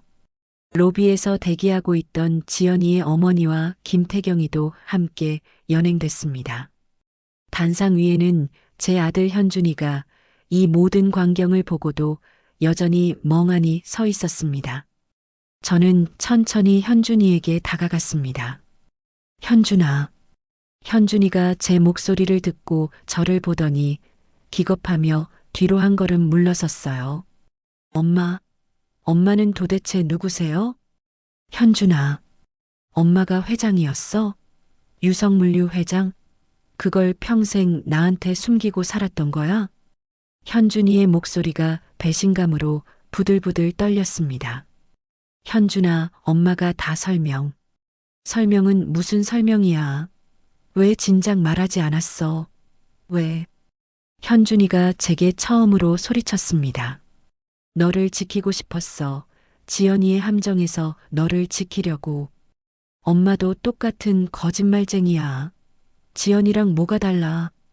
현준이가 저를 원망스럽게 밀어냈습니다. 현준아, 평생 나한테 거짓말했잖아. 그럼 난 뭐야? 난 바보야? 엄마한테까지 속은 등신이냐고. 현준이의 눈에서 결국 굵은 눈물이 뚝뚝 흘러내렸습니다. 현준아, 미안해. 하지만 엄마는 정말 너를 지키려고. 그만해. 그만하라고. 더 이상 아무것도 듣고 싶지 않아. 현준이가 고개를 세차게 저으며 그대로 회의장을 뛰쳐나가 버렸습니다. 저는 그 뒷모습을 차마 잡지 못하고 그 자리에 주저앉을 것만 같았어요. 최석진 서장이 제게 조용히 다가왔습니다. 회장님, 아드님이 충격이 커서 그럴 겁니다. 시간이 필요할 겁니다. 제가 정말 잘못한 걸까요? 아닙니다. 회장님은 오늘 아드님을 구하신 겁니다. 아주 큰일 하셨습니다. 최석진 서장이 제 어깨를 가볍게 두드려 주었습니다. 저는 분명 제 아들을 구했지만 동시에 제 아들을 잃어버린 것만 같았습니다. 회의장에 어수선하게 남은 사람들이 수군거리며 저를 바라봤어요. 저는 그 시선들 앞에서 쓸쓸한 미소를 지으며 가방을 고쳐들었습니다. 수고하셨습니다. 최 서장님. 아닙니다. 회장님, 정말 용기 내주셔서 감사합니다. 저는 묵묵히 회의장을 나섰습니다. 텅 빈 복도를 혼자 걸으며 제 눈에서도 결국 뜨거운 눈물이 흘러내렸습니다. 현준이를 지켰지만 현준이의 마음까지는 지키지 못했습니다. 그 충격적인 설명회가 끝난 그날 아들 현준이는 끝내 집으로 돌아오지 않았습니다. 저는 뜬 눈으로 거실 소파에 망부석처럼 앉아 밤새 현준이를 기다렸어요. 시계가 어느덧 새벽 2시를 훌쩍 넘기고 있었습니다. 저는 떨리는 손으로 휴대전화를 꺼내 현준이에게 수십 통 전화를 걸었어요. 하지만 차가운 신호음만 길게 울릴 뿐 현준이는 받지 않았습니다. 현준아, 제발 전화 좀 받아다오. 엄마가 너무 걱정돼. 애타는 마음으로 문자를 보냈지만 역시나 아무런 답장이 없었습니다. 다음 날 아침이 밝았는데도 현준이는 감감무소식이었어요. 저는 불안한 마음에 현준이 회사에 전화를 걸었습니다. 여보세요. 거기 박현준 과장님 좀 바꿔주실 수 있나요? 박 과장님은 오늘부터 휴가 내셨는데요. 휴가라니요. 어디로 훌쩍 떠난 걸까요? 저는 가슴이 덜컥 내려앉아 현준이의 가장 친한 친구인 정우에게까지 전화를 걸었습니다. 정우야, 나 현준이 엄마다. 혹시 현준이 봤니? 어제부터 애가 연락이 안 돼서 말이야. 아니요, 어머님, 저도 현준이와 연락이 안 닿아서 걱정하고 있었어요. 그럼 혹시 어디 간다는 얘기라도 들었어? 아니요, 그런 말은 전혀요. 정우도 모르고 있었습니다. 다른 친구들에게도 수소문했지만 결과는 마찬가지였어요. 아무도 제 아들 현준이의 행방을 알지 못했습니다. 그렇게 피가 마르는 사흘째가 되던 날, 저는 정말이지 불안함에 잠 한숨 잘 수가 없었습니다. 혹시 현준이가 그 충격에 못된 생각이라도 하는 건 아닐까? 끔찍한 상상에 손이 부들부들 떨렸습니다. 지옥 같은 일주일이 지났습니다. 저는 밥도 제대로 먹지 못하고 멍하니 현관만 바라보며 집에만 있었어요. 바로 그날 오후 낯선 번호로 전화가 한 통 걸려왔어요. 여보세요? 저기 혹시 박현준 과장님 어머님 되십니까? 저는 회사 동료 이강민이라고 합니다. 아, 네. 안녕하세요. 혹시 현준이한테 연락이도. 네, 어머님, 방금 박 과장한테서 연락이 왔습니다. 지금 제주도에 있대요. 제주도요? 제 목소리가 저도 모르게 높아졌습니다. 네, 작은 펜션에 머물고 있다고 하던데 펜션 이름이 바다양이라고 하네요. 고맙습니다. 정말 고맙습니다. 저는 전화를 끊자마자 당장 출발하는 제주행 비행기표를 닥치는 대로 검색해 다음날 첫 비행기를 예약했습니다. 비행기에 올라 창가 자리에 멍하니 앉았어요. 현준이를 만나면 대체 무슨 말을 먼저 해야 할까? 미안하다고, 잘못했다고 빌어야 할까? 아니면 내가 왜 그럴 수밖에 없었는지 차분히 설명해야 할까? 머릿속이 천갈래 만갈래로 복잡했습니다. 저는 제주공항에 내리자마자 택시를 잡아탔습니다. 기사님, 바다양 펜션이라는 곳으로 가주세요. 제발 좀 빨리요. 택시가 거친 해안도로를 달리는 내내 창밖으로 하얗게 부서지는 파도가 제 마음처럼 일렁였습니다. 30분쯤 지났을까 택시가 한적한 바닷가 외딴 곳에 멈춰 섰습니다. 바다양이라는 낡은 간판이 걸려 있었어요. 저는 택시에서 내리자마자 펜션 안으로 뛰어들어갔습니다. 카운터에 중년 여자가 무심하게 앉아 있었죠. 어서 오세요. 저기요. 혹시 박현준이라는 손님 여기 계신가요? 아, 네. 저쪽 203호에 계시는데요. 감사합니다. 저는 심장이 터질 듯 뛰어 2층으로 올라갔습니다. 203호 문 앞에 서서 잠시 숨을 골랐어요. 그리고 문을 두드렸습니다. 안에서 한참 만에 누구세요? 하고 잔뜩 잠긴 현준이의 목소리가 들려왔습니다. 현준아, 엄마야. 철컥 소리와 함께 문이 열렸습니다. 현준이가 도저히 믿을 수 없다는 놀란 표정으로 저를 바라봤어요. 일주일 만에 본 아들의 모습은 덥수룩하게 수염이 자라 있었고 눈가는 시커멓게 죽어 퀭했습니다. 엄마, 왜 여기까지 어떻게 왔어? 걱정돼서 왔지. 네가 일주일 동안 연락 한 통이 없는데 어떻게 가만히 있어? 누가 오랬어? 누가 여기까지 찾아오랬냐고. 현준이가 저를 노려보며 차갑게 소리쳤습니다. 현준아, 제발 엄마랑 얘기 좀 하자. 응? 얼굴 좀 보고 얘기해. 할 말 없어. 나 지금 혼자 있고 싶으니까 그냥 돌아가. 현준이가 제 앞에서 그대로 문을 닫으려 했어요. 저는 그 문을 필사적으로 막아섰습니다. 제발 현준아, 딱 10분만 같이 저기 바닷가라도 좀 걷자. 엄마가 부탁할게. 제발. 현준이가 그런 저를 보며 기가 차다는 듯 한숨을 내쉬었습니다. 알았어. 잠깐만 기다려. 현준이가 방으로 들어가 얇은 겉옷 하나를 걸치고 나왔습니다. 우리는 말없이 펜션을 나와 차가운 바닷가로 걸어갔어요. 철썩하고 부서지는 파도 소리가 유난히 크게 들렸습니다. 그저 한참을 걷기만 하다가 현준이가 드디어 입을 열었습니다. 내 인생이 전부 다 거짓말이었어. 현준이의 목소리가 원망으로 떨렸습니다.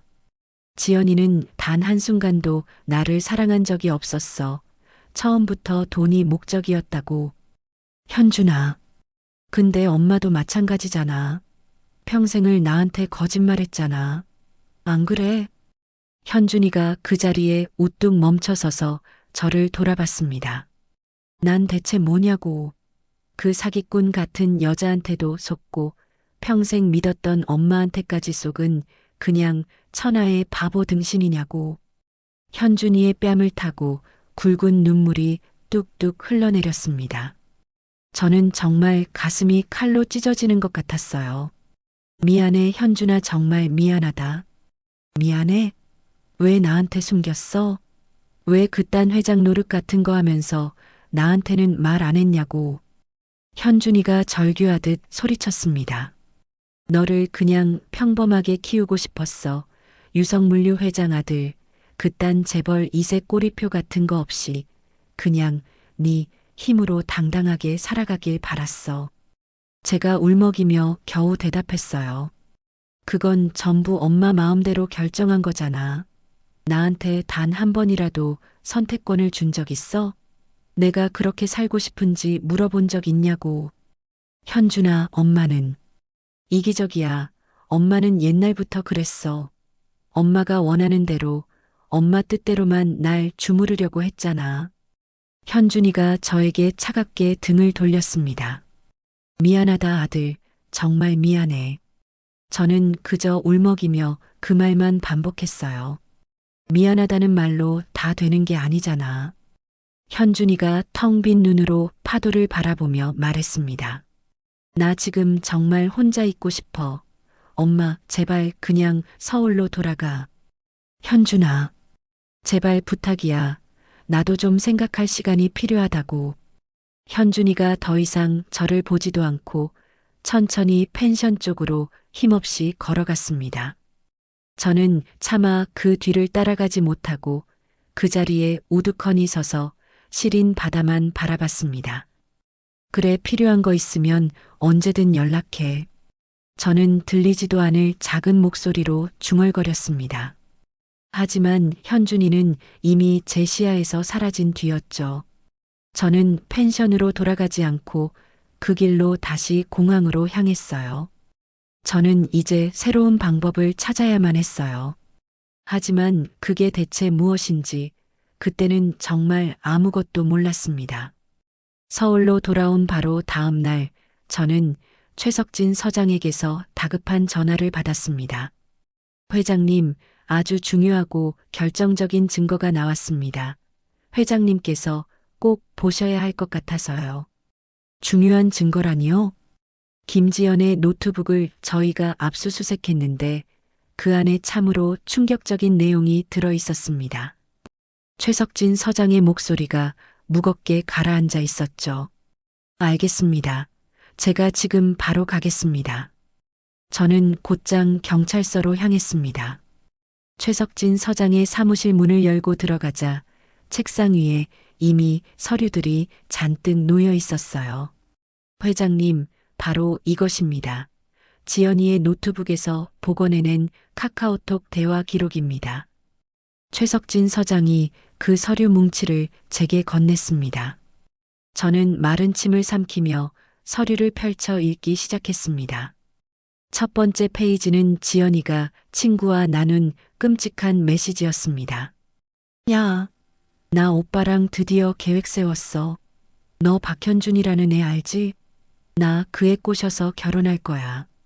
날짜를 확인해 보니 제 아들 현준이를 만나기도 무려 2개월 전이었어요. 뭐, 박현준? 돈 많아 보이지도 않던데 괜찮아? 그냥 평범한 회사원 아니었어? 친구가 어이없다는 듯 답장을 보냈더군요. 그러니까 좋은 거지. 딱 봐도 순진하고 멍청해서 속여먹기 쉬울 것 같아. 우리 오빠가 지금 사업 자금 크게 필요하다잖아. 박현준 그놈 명의로 돈 싹 빼내기로 했어. 저는 정말이지 부들부들 손이 떨렸습니다. 다음 페이지를 넘기자 더 기가 막힌 내용이 나왔어요. 대박! 나 오늘 박현준한테 프러포즈 받았다. 진짜 완전 호구 잡았네, 호구. 헐, 너 진짜 걔랑 결혼하게? 사랑해서 하는 거 아니지? 미쳤냐? 당연히 돈 때문이지. 사랑은 무슨 사랑, 그 멍청한 놈 앞에서 연기만 잘하면 돼. 가슴이 돌덩이처럼 무겁게 내려앉아 답답했습니다. 내 아들 현준이가 만약 이 내용을 직접 본다면 얼마나 상처받을까요? 하지만 제 아들 현준이가 이 지독한 진실을 반드시 알아야만 했습니다. 저는 눈을 질끈 감았다 뜨며 계속 읽어 내려갔습니다.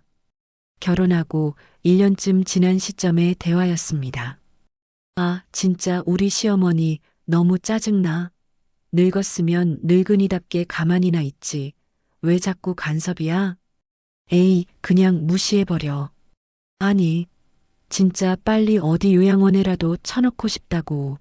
집에만 있으면서 이것저것 캐묻고 귀찮게 굴잖아. 야, 조금만 참아. 이제 거의 다 끝나가잖아. 응, 그러게. 우리 오빠 사업 준비 다 됐대. 올해 안에 박현준 명의로 투자 계약 다 끝내고 돈 싹 빼낼 거야. 그날만 기다린다. 그때 최석진 서장이 다른 파일 뭉치를 꺼냈습니다. 회장님, 이건 지연이가 직접 작성한 자산 목록입니다.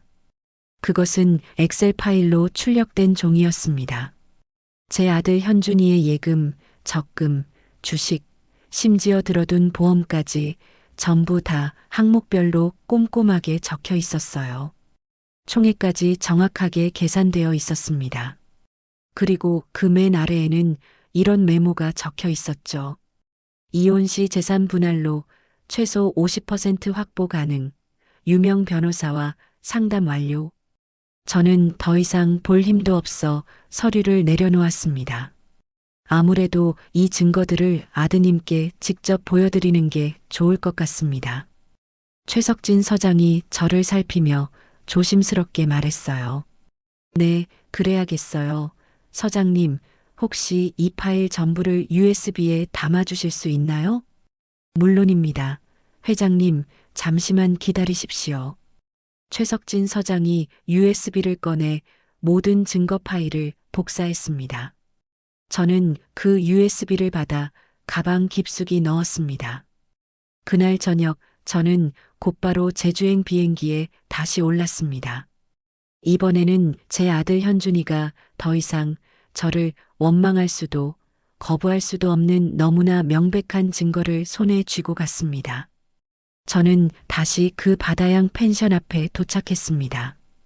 203호 문을 떨리는 마음으로 두드렸어요. 누구세요? 현준이의 지친 목소리가 들렸습니다. 현준아, 엄마야. 철컥 문이 열리고 며칠 전보다 더 수척해진 현준이가 저를 멍하니 바라보고 서 있었어요. 엄마 또 왔어요? 제가 그냥 가시라고. 현준아, 네가 반드시 두 눈으로 확인해야 할 게 있어. 뭔데요? 또 무슨 말을 하시려고요? 현준이의 목소리가 여전히 얼음장처럼 차가웠습니다. 이걸 보고도 엄마를 원망하겠다면 그때는 정말 돌아갈게. 현준이가 깊은 한숨을 쉬며 문을 열어줬습니다. 저는 가방에서 그 USB를 꺼내 현준이에게 건넸습니다. 이게 뭐예요? 지연이 노트북에서 나온 증거야. 경찰이 직접 복원한 거야. 현준이가 의심스러운 눈초리로 USB를 받아 노트북에 꽂았습니다. 현준이가 무표정하게 스크롤을 내리며 그 글자들을 읽기 시작했어요. 시간이 지날수록 현준이의 얼굴이 하얗게 그리고 검붉게 굳어졌습니다. 엄마, 이게 지금 진짜예요? 그래, 경찰서 가서 직접 받아온 거야. 현준이가 다음 파일을 열었습니다. 바로 결혼 전 멍청한 호구라고 불렀던 그 대화 내용이었죠. 멍청한 호구라고? 현준이의 목소리가 믿을 수 없다는 듯 심하게 떨렸습니다. 사랑은 무슨 연기하는 거라고? 현준이가 화면에서 눈을 떼지 못했습니다. 마지막으로 자산 목록 파일을 열었습니다. 자신의 모든 재산이 낱낱이 적힌 그 목록을 보며 현준이가 실성한 듯 중얼거렸습니다. 재산 분할 변호사 상담 완료. 현준이가 온몸을 부들부들 떨기 시작했어요. 나는 정말 사랑했는데. 결국 현준이의 눈에서 참았던 눈물이 폭포처럼 쏟아져 내렸습니다. 처음부터 다 계획적이었어. 나한테 한 모든 게 거짓말이었어. 현준이가 노트북 앞에 그대로 고개를 떨구고 무너져 내렸습니다. 현준아. 저는 차마 말을 잇지 못하고 다가가 현준이의 어깨에 손을 얹었습니다. 엄마 제가 진짜 바보였어요. 현준이가 어린아이처럼 울음을 터뜨리기 시작했습니다. 아니야, 현준아, 아니야. 네가 바보였던 게 아니야. 너를 처음부터 이용하려고 한 지연이가 잘못된 거지. 저는 그런 아들 현준이를 제 품에 꼭 안았습니다. 현준이가 제 품에 얼굴을 묻고 한참을 서럽게 소리내어 울었습니다. 그렇게 한참을 울고 나서야 현준이가 겨우 고개를 들었습니다. 눈물 범벅이 된 얼굴로 저를 보며 말했죠. 엄마, 미안해요. 아니야, 뭐가 미안해. 아니에요, 엄마한테 그렇게 소리 지르고 화내고 원망했던 거요. 정말 미안해요. 괜찮아, 현준아, 엄마는 다 괜찮아. 다 이해해. 저는 그런 아들의 눈물을 가만히 닦아주었습니다. 그 모든 게 엄마가 저를 지키려고 하셨던 거였죠. 응, 그래, 현준아. 저는 정말 아무것도 몰랐어요. 엄마가 얼마나 대단한 분인지도 모르고. 현준이가 그제야 헬쑥하게 아주 작게 웃었습니다. 엄마, 저에게 엄마 과거 얘기 다 들려줄 수 있어요? 그럼 앉아보렴. 우리는 창가에 나란히 앉았습니다. 창밖으로 제주의 푸른 바다가 잔잔하게 펼쳐져 있었어요. 엄마가 너보다 젊은 20대였을 때 말이다. 정말 가진 것 하나 없이 낡은 화물차 한 대로 이 일을 시작했어. 저는 아주 천천히 묻어두었던 제 이야기를 시작했습니다. 처음엔 정말 말도 못하게 힘들었지. 밤낮 없이 도로 위에서 살았어. 그런데 신기하게도 고객들이 하나둘씩 늘어나더라고. 현준이가 눈을 반짝이며 제 이야기에 고개를 끄덕였습니다. 그렇게 10년쯤 지나니까 화물차 한 대였던 회사가 제법 커졌어. 전국에 우리 회사 지점도 생기고 직원도 수백 명이 넘었지. 그때 되게 유명했겠네요?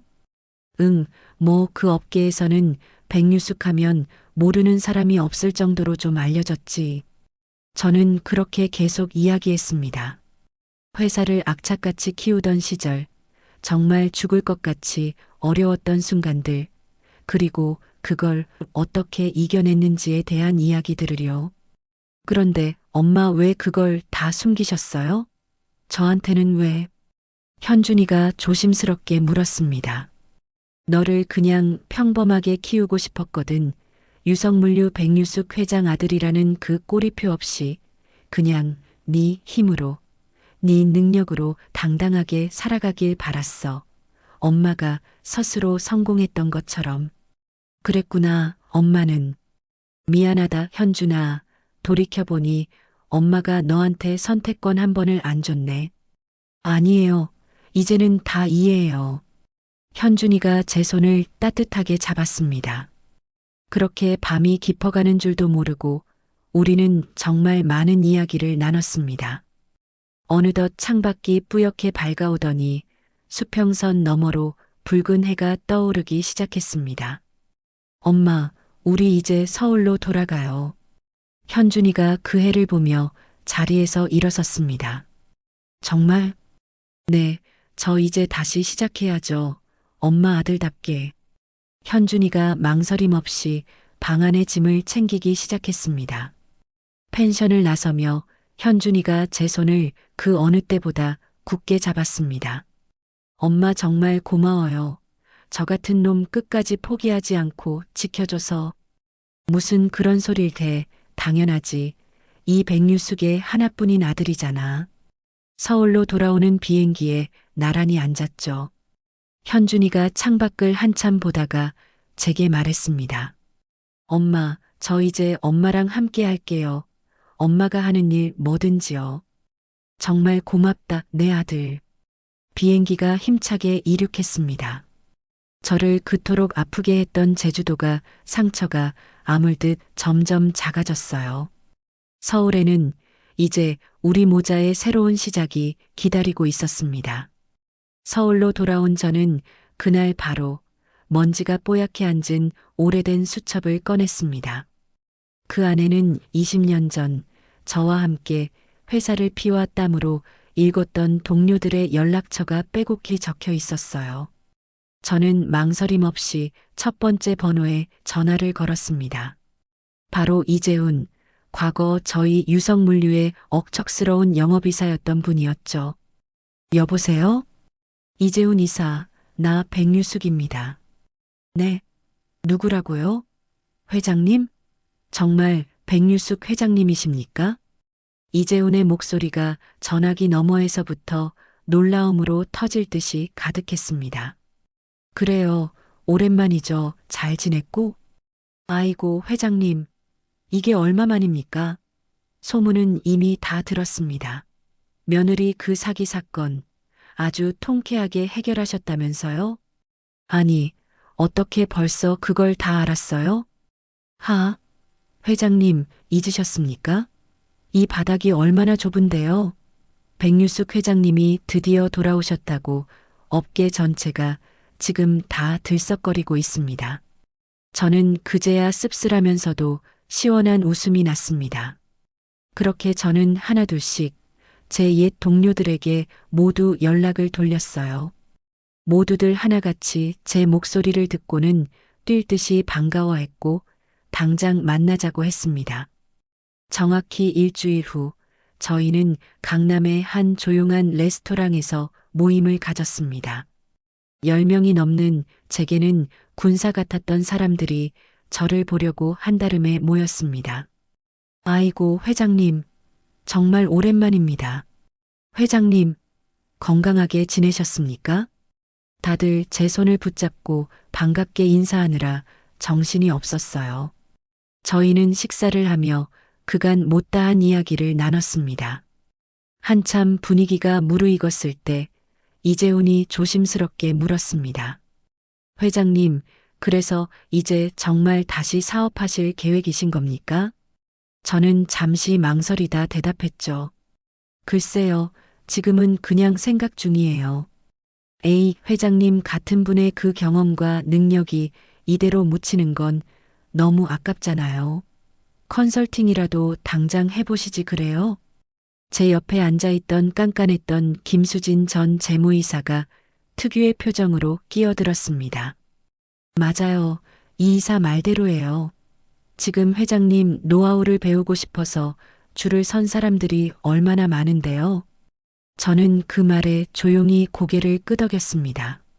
실은 우리 아들 현준이와 함께 작은 일이라도 다시 한번 해볼까 생각 중입니다. 아드님이랑요? 그거 참 좋은 생각이네요.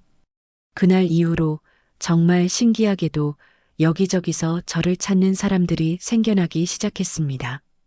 백유숙이라는 제 이름 석자가 20년 만에 다시 이 업계에 회자되기 시작한 거죠. 그 무렵 아들 현준이는 그간 다니던 회사를 그만뒀습니다. 어느 날 저녁 현준이가 거실에 저를 마주보고 앉더니 결심한 듯 말했어요. 엄마, 나 엄마 일 배우고 싶어. 정말? 응, 나도 이제 제대로 된 일을 하고 싶어. 엄마처럼 맨 밑바닥 처음부터 다시 배우고 싶어. 엄마. 저는 그런 아들 현준이를 말없이 벅찬 가슴으로 꽉 안아줬습니다. 그래, 좋아. 우리 아들 한번 같이 해보자. 얼마 지나지 않아 그 끔찍했던 사건의 재판이 열렸습니다. 지연이와 그 오빠 김태식 일가가 나란히 피고인석에 섰죠. 저는 모든 것을 제 눈으로 확인하기 위해 방청석 가장 앞자리에 앉아 재판을 지켜봤습니다. 검사가 저희가 제출했던 그 결정적인 증거 자료들을 하나하나 제시했습니다. 피고인들은 피해자 박현준을 기망하고 처음부터 계획적으로 접근하여 거액의 투자 사기를 저질렀습니다. 한때 제 며느리였던 지연이는 재판 내내 고개 한번 들지 못하고 있었습니다. 마침내 판사가 판결을 선고했습니다. 피고인 지연 징역 5년을 선고한다. 피고인 김태식 징역 7년을 선고한다. 법정이 판사의 선고로 술렁거렸습니다. 바로 그때 지연이가 교도관에게 끌려나가기 직전에 뒤를 돌아 저를 바라봤어요. 지연이의 눈에서 후회인지 원망인지 모를 눈물이 하염없이 흘러내리고 있었습니다. 재판이 모두 끝난 후 지연이의 변호사가 저를 복도에서 찾아왔습니다. 저 백유숙 회장님, 염치 없지만 지연 씨가 이 편지를 꼭 좀 전해달라고 했습니다. 변호사가 쭈뼛거리며 흰 봉투를 건넸습니다. 저는 아무 말 없이 그 봉투를 받아 가방에 넣었습니다. 집에 돌아와 그 편지를 펼쳐봤습니다. 어머님, 제가 그동안 얼마나 어리석고 끔찍한 짓을 저질렀는지 이제야 알았습니다. 부디 저를 용서해 주세요. 저는 그 편지를 읽고 조용히 반으로 접어 서랍 깊숙이 넣었습니다. 저는 그 편지에 답장하지 않았습니다. 현준이는 지연이와의 이혼 절차를 진행했습니다. 다행히 재판 결과 덕분에 현준이의 재산은 단 한 푼도 잃지 않고 모두 지킬 수 있었어요. 저희 모자는 그동안 살던 집을 정리하고 새 아파트로 이사했습니다. 한강이 시원하게 내려다 보이는 깨끗하고 환한 곳이었죠. 엄마, 여기 정말 좋네요. 속이 다 시원해. 그렇지? 현준아, 우리 이제 여기서 새롭게 시작하자. 현준이가 그 끔찍한 악몽에서 벗어나 정말 오랜만에 환하게 웃었습니다. 그렇게 몇 달이 훌쩍 지났습니다. 저와 현준이는 강남역 근처에 작은 사무실을 하나 얻었어요. 그리고 그곳에 유성 컨설팅이라는 간판을 달았습니다. 바로 20년 전 제가 운영했던 바로 그 회사 이름이었습니다. 그리고 얼마 지나지 않아 저희의 첫 고객이 찾아왔습니다. 아주 의욕이 넘치는 젊은 창업자였어요. 혹시 백유숙 회장님 맞으십니까? 제가 물류 사업을 막 시작하려는데 회장님의 조언을 꼭 좀 구하고 싶습니다. 그래요. 어서 앉으세요. 어디 한번 들어봅시다. 저는 잊고 살았던 제 경험을 바탕으로 그 젊은이에게 차근차근 조언했습니다. 현준이가 제 옆에서 그 모든 것을 하나도 놓치지 않으려는 듯 열심히 받아 적으며 듣고 있었습니다. 상담이 무사히 끝나고 고객이 깍듯하게 인사를 하며 나간 후 현준이가 저를 보며 말했어요. 엄마, 오늘 정말 멋있었어요. 그래, 고맙다 아들.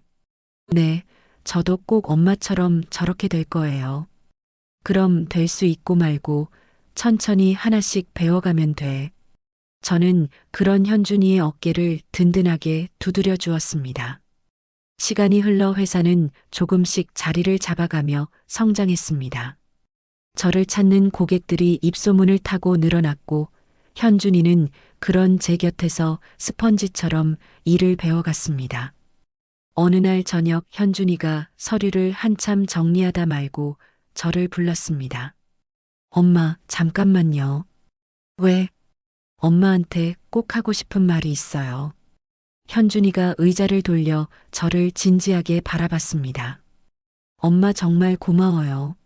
아니, 뭐가 또 갑자기 고마워? 그냥 다요.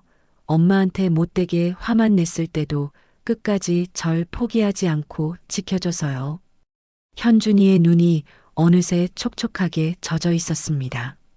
당연한 거야, 엄마니까. 아니에요. 평생 감사할게요. 정말로요, 엄마. 저는 그런 현준이의 손을 따뜻하게 꼭 잡았습니다. 우리 아들 이제 우리 정말 진짜 가족이 된 것 같네. 원래도 가족이었잖아요. 그래, 그랬지. 하지만 이제는 왠지 더 단단하고 가까워진 것 같아. 현준이가 제 말에 환하게 고개를 끄덕였습니다. 문득 그 순간 교도소에 있을 지연이가 생각났습니다. 지연이를 떠올리니 참 복잡한 감정이 들었습니다. 만약 지연이가 저를 조금이라도 존중하고 제 아들 현준이를 단 한순간이라도 진심으로 사랑했더라면 지금쯤 모든 게 달랐겠죠. 하지만 이제 그 모든 일은 저에게도 과거일 뿐입니다. 저는 그저 앞만 보고 씩씩하게 걷기로 했습니다. 어느덧 창밖으로 아름다운 석양이 지고 있었어요. 온 하늘이 붉게 타오르듯 물들었습니다. 저희는 나란히 사무실 불을 끄고 밖으로 나왔습니다. 엘리베이터를 타고 1층으로 내려와 시원한 밤거리를 걸으며 현준이가 다시 물었습니다. 엄마, 우리 회사 옛날처럼 다시 엄청 크게 키울 거예요? 글쎄, 너는 어떻게 생각해? 저는 그냥 지금처럼이요. 너무 욕심내지 말고 엄마랑 저랑 함께 천천히 키우고 싶어요. 그래, 아들, 그게 딱 좋겠다. 저희는 단골 식당에 들어가 자리에 앉았습니다. 메뉴판을 보며 행복하게 이야기를 나눴죠. 저는 비록 정말 멀고 험한 길을 돌아왔지만 결국 제 인생에서 가장 소중한 것을 지켜냈습니다. 제 아들 현준이가 제 곁에 든든하게 있고 저희는 이제 함께 새로운 미래를 만들어가고 있으니까요. 평범한 엄마가 아닌 유성물류 백류숙으로 다시 돌아온 저와 제 아들 현준이, 저희 모자의 진짜 새로운 장이 바로 지금 시작됐습니다. 여러분, 제 이야기는 여기서 마무리됩니다. 때로는 가장 가까운 사람에게서 배신당할 수도 있지만 진실은 언젠가 드러나게 되어 있어요. 저는 숨겨왔던 과거를 꺼내 아들을 지켰고 그 과정에서 아들과 더 가까워질 수 있었습니다. 가족을 지키는 일, 그것이 제가 평생 해온 일이었고 앞으로도 계속할 일이에요. 이야기를 끝까지 들어주신 분이 계시다면 잘 들었다고 댓글 하나만 남겨주세요. 감사합니다.